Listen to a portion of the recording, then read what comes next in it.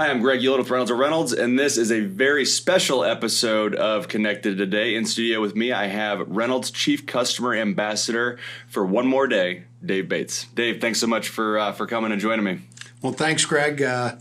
It's my pleasure to do this, and I love what you do, and I love how you connect the industry and all the players in it to the audiences out there. And this is something I'll continue to follow when I'm retired. Well, hey, maybe we'll have you back on. I'm sure you'll still have ties to the industry. But today, January 9th, 2026, is I told you I might have to clear my throat a couple times.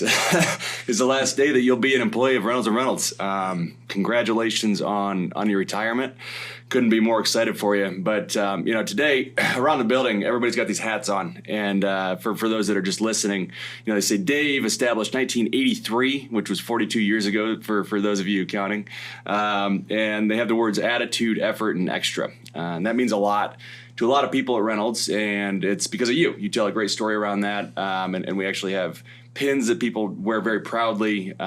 So AEX, I guess, if you don't mind, maybe tell the story about that in our conversation here.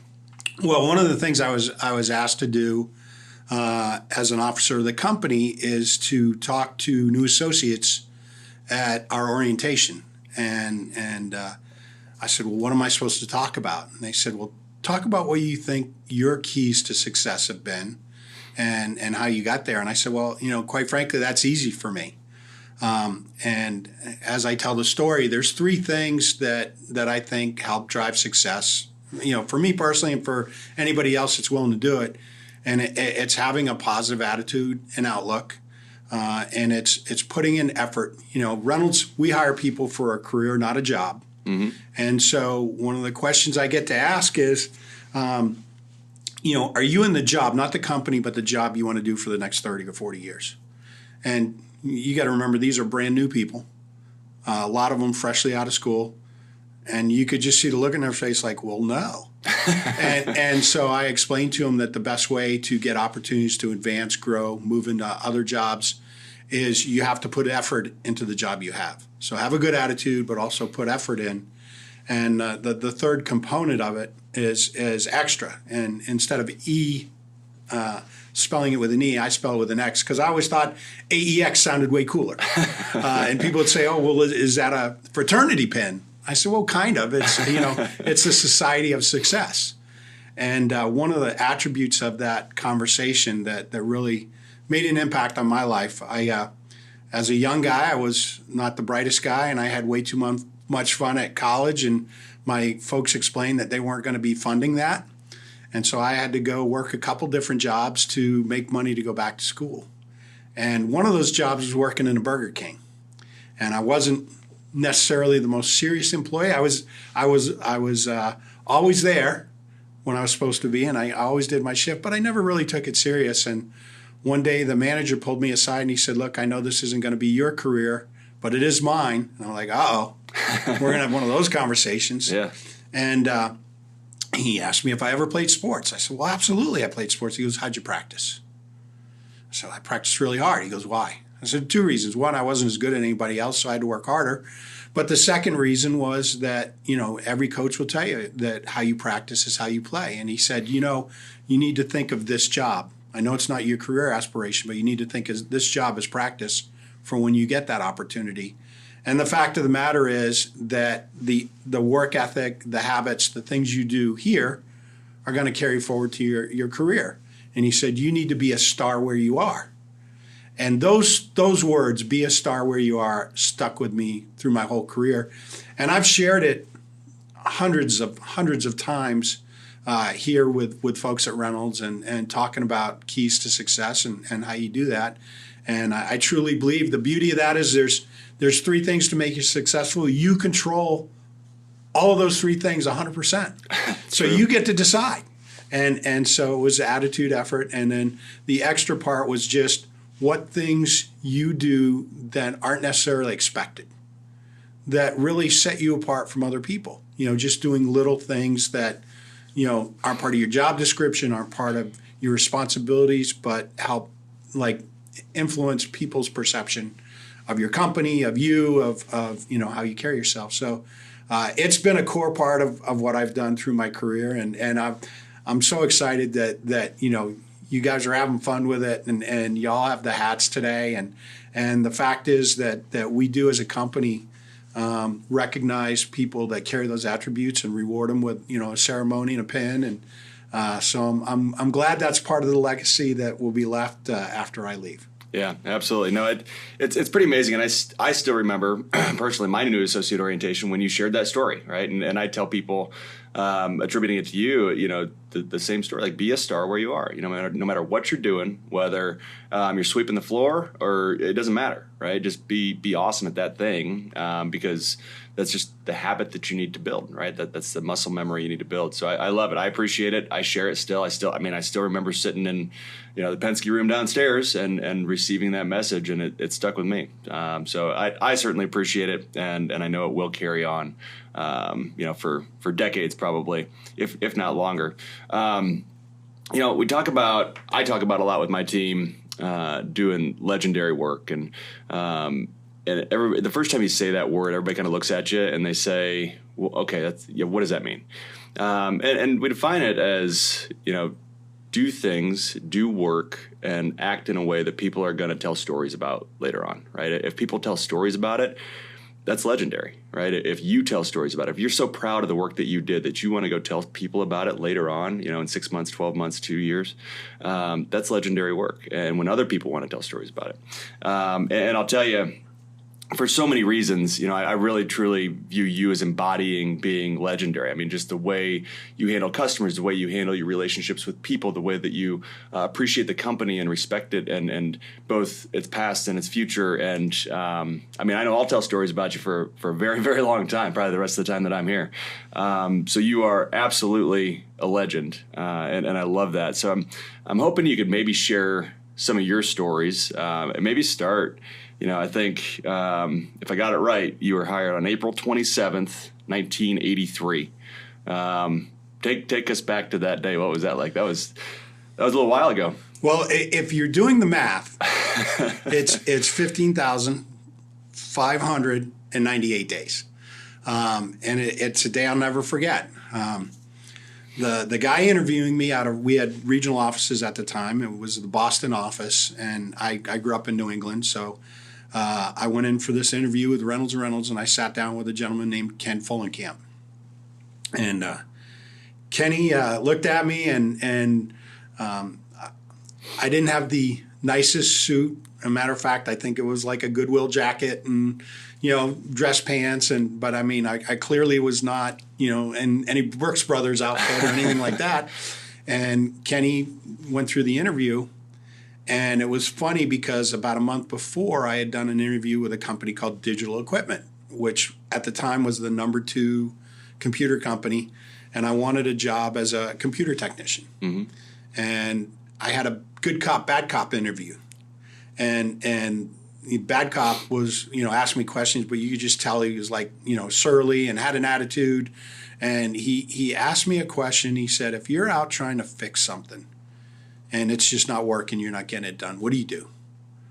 And I went through this whole thing about, digital being a great company, and I know there's backup support and leveraging all my resources, and I watched his eyes roll. And I clearly I didn't hit whatever he was looking for.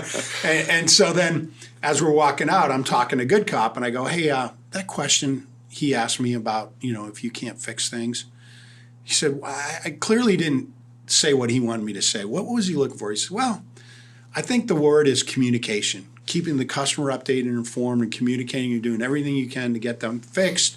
And he said, I think that was the missing word that we were looking for. I go, oh, thank you.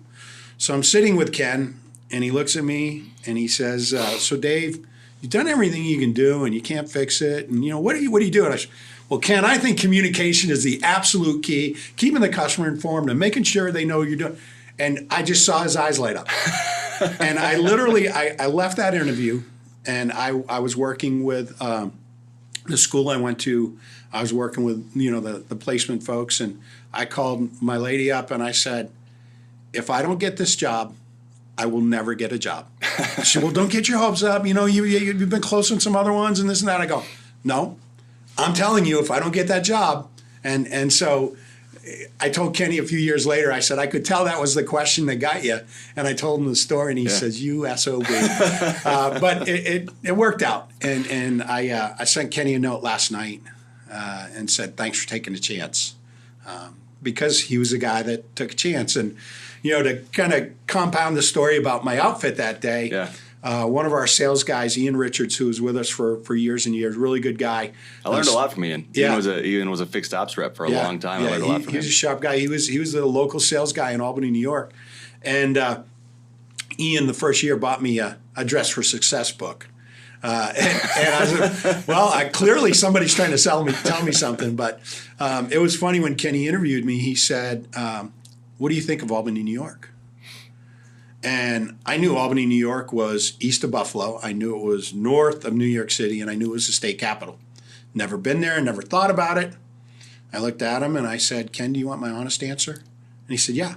I said, I'll go wherever you want to send my paycheck. I had a thing called student loans. Some people have heard of them. And, sure. and I really needed a job. And so I went to Albany, and they put me up in a hotel. They said, you got 3 weeks to find an apartment. We'll pay for your hotel for 3 weeks. But by then you better have an apartment. I'm like, okay. And then 6 months after I had been there, there was a lady that transferred into the office.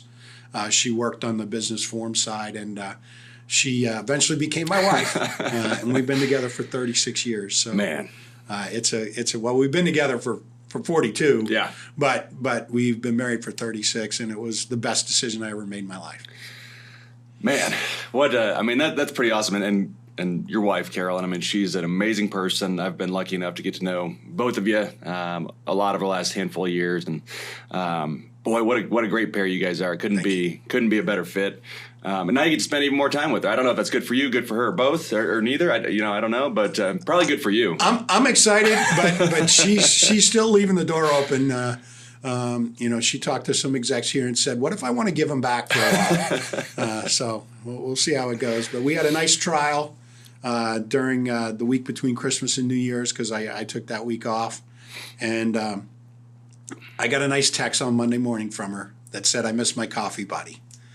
So I think that's a good signal. Absolutely. A good start. And I'm excited for what comes next. And we've got some things we already have planned and some fun we want to do, and it's going to be different for sure. But I've got plenty of things on a list to keep me busy. Some of them are on my list, some of them are on hers. That's great. I'm confident you'll enjoy it. Whatever you guys are doing, like I said, you're great together, and it'll be fun. I'm sure. Well, maybe share that. That's probably the best story, right? That's the home run story. Is you met your wonderful wife of 36 years, at Reynolds. What are some other highlights? What are some things that stand out to you over 42 years? You've been here in 5 different decades: the 80s, the 90s, the 2000s, the 10s, and the 20s. Like 5 different decades you've seen come and go, and that's pretty amazing. It's been fantastic. When I was a field engineer, I was driving 5,000 miles a month. Yeah. My territory ran from Albany to the Canadian border, down towards Poughkeepsie, New York, over into Vermont, and I had like all of Western Vermont, parts of Massachusetts.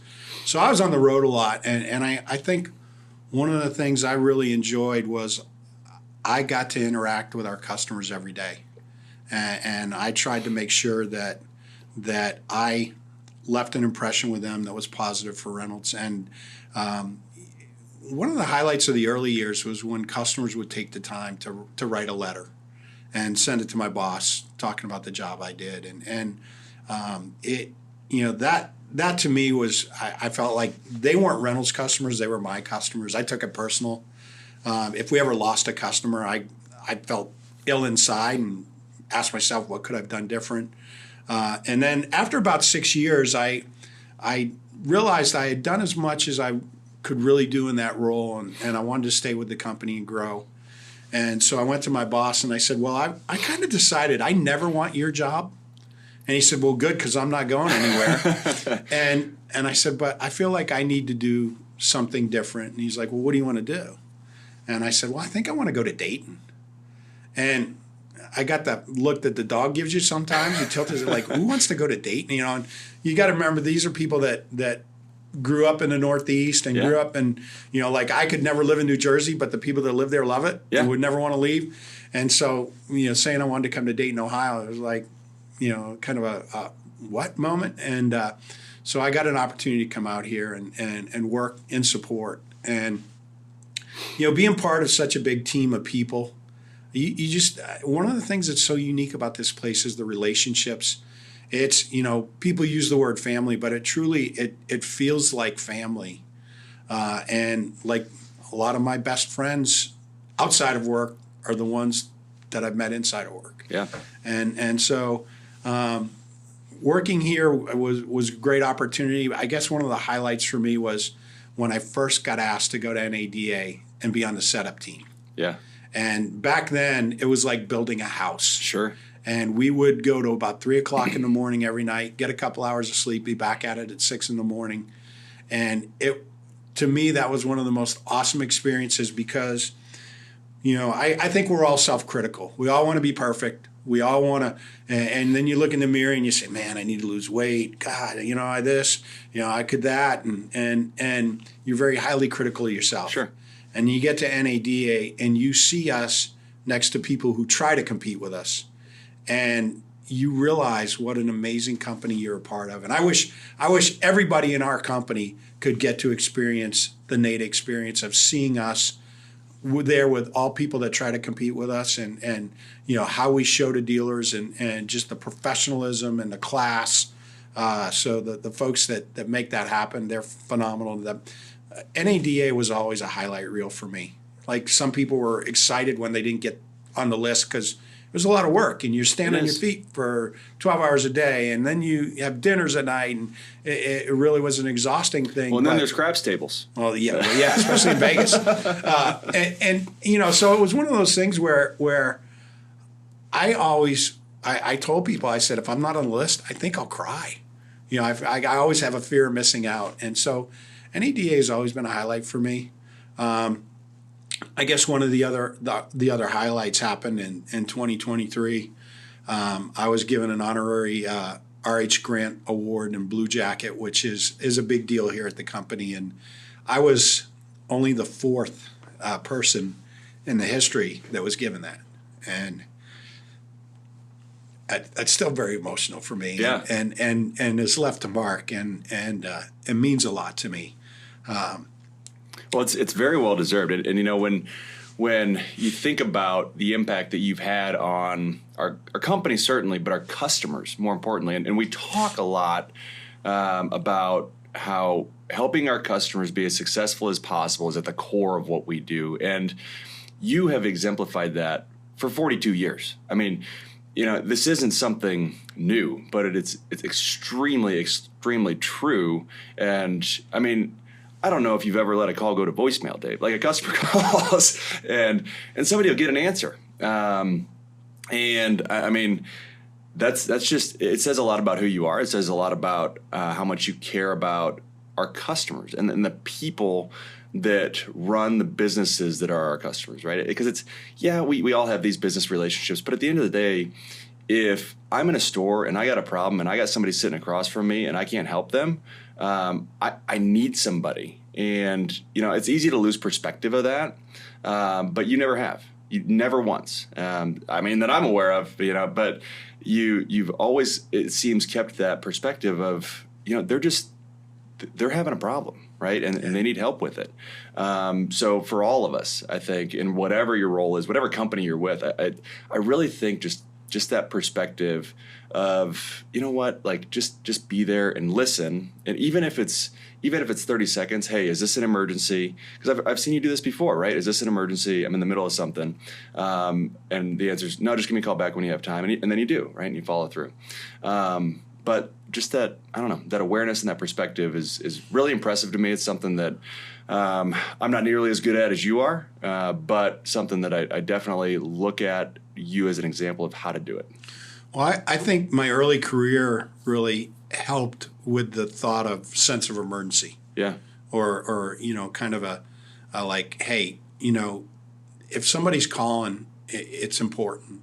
And, I would hear people when I was working in the TAC, whether in a support role or as a leadership role, I would hear somebody going, look, it's just one printer. But if that one printer is your invoice printer in the cashier's office and it's 4:00 in the afternoon and everybody wants to pick up their cars, it kind of becomes an emergency. So sense of urgency is something that I felt like I learned that by being out there in dealerships, but I always tried to bring that back when I came here as well, that there is, we're a key part of their business, and when they're having trouble, then that's not good for them and not good for us and not good for their customers. So I tried to instill that in teams I had, and hopefully have done that. And yeah, sometimes when the phone rings, it's like, oh, but I did try to make sure I always answered it. I don't know if he will ever listen to this because he's retired now and he lives out in Utah, but one of my favorites was a guy by the name of Jerry Feedy from the Ramsey Auto Group. Okay. And I'm pretty sure I was speed dial 02 or 03 on his phone. But Jerry called me one time when he had a problem. And, I do try to pick up my phone whenever it rings. And I was on another call. So I did let it go to voicemail. And when I finished my call, I called him right back. He goes, you didn't take my call. I said, Jerry, I was on another call. He says, I'll tell you what I tell our sales guy. You see my name come up, don't even say goodbye to the person you're talking to. You pick up my call. I'm the most important person you know. And I'm like, all right, Jerry, good coaching, thanks. and Jerry was a guy from New Jersey, and kind of had a little bit of that swagger and attitude in him, and sure. it was one of those things that I'll never forget Jerry Feedy, and I love Jerry Feedy, so it's those kind of stories with customers, that you have such a great time. I called a couple customers yesterday to just thank them and tell them what was going on, and most of them knew. Yeah. But it just was nice to be able to talk to them about how well the business is going, and one of the reasons I feel good about retiring is our company is in a great place. If you're not a Reynolds customer, you really need to take a look at us because we're doing some amazing things. But we've got great people and we've got great leadership. The direction being set by Chris Walsh and the executive committee is perfect. And to your point of, if we help customers be more successful, we all win. And so, I feel like I'm leaving when we've just won back-to-back championships, and I'm good with leaving it in very capable hands. Yeah, no, that's great. That's great. Well, Dave, you've seen a lot over the years, right? And the crazy part about life is it just keeps coming. So when you look at our industry, and we kind of look forward, and I'm confident you'll stay connected, but what advice do you have maybe for our industry as a whole? We think about auto retailers, we think about car dealers, we think about even manufacturers and the broader automotive ecosystem. Based on your experience, anything you would share advice for a prosperous future? Well, when I look back at the last 10 years, it has been the most dramatic change on so many different fronts. But just look at what's happened with electric vehicles, and General Motors just announced a big write-off due to some changes in the environment and what we're doing, and I think keeping your eye on the future and looking for ways to streamline your operations, deliver a better customer experience, it'll drop to the bottom line and make you successful. And I think dealers, the dealers I've seen who are really good, they treat their people great and they treat their customers better. And I think if you focus on those things, they'll continue. The market's going to change. How things get sold are going to change and evolve. But staying up with making sure you're taking care of your customers and taking care of your people, the business will take care of itself. And car dealers are the most resilient people on the planet.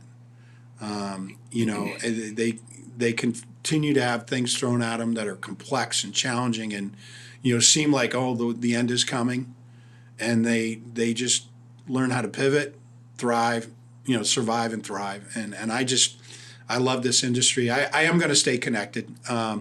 I've joined a charity, a nonprofit board of directors that works in automotive, and they do some really good work with kids that are aging out of foster care and trying to help them with skills, and starting with like making them entry-level mechanics and working with dealerships to go ahead and get them placed.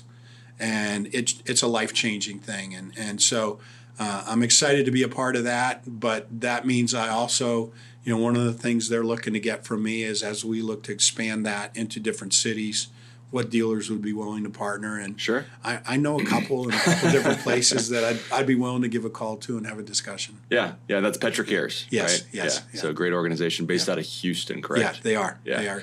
Started in Houston. They're working on expansion into LA, and then the hope is to continue to go to other cities. And first off, there's such a need for technicians out in the marketplace, and they're taking people who, quite frankly, have the risk of becoming a statistic, and they're changing their life and making it better. And so I'm excited that I'm still going to be involved with the industry, opportunity to continue to give back and leverage kind of relationships and knowledge I've grown over the years. So, that's exciting to me. No, that is fun. I'm glad that you have that opportunity. I'm glad that you're going to continue to contribute, and I'm sure you'll be asked to do a million things, so you get to pick and choose what you get involved in. But I can tell you, without wavering, you will absolutely be missed here in this building. You mentioned NADA in a couple weeks. You've been just an icon for our company, for our industry. Everybody knows you, and I'm so grateful that I had the chance to work with you. I call you a friend, and appreciate everything that you've done for us, for me, for our company. Thank you.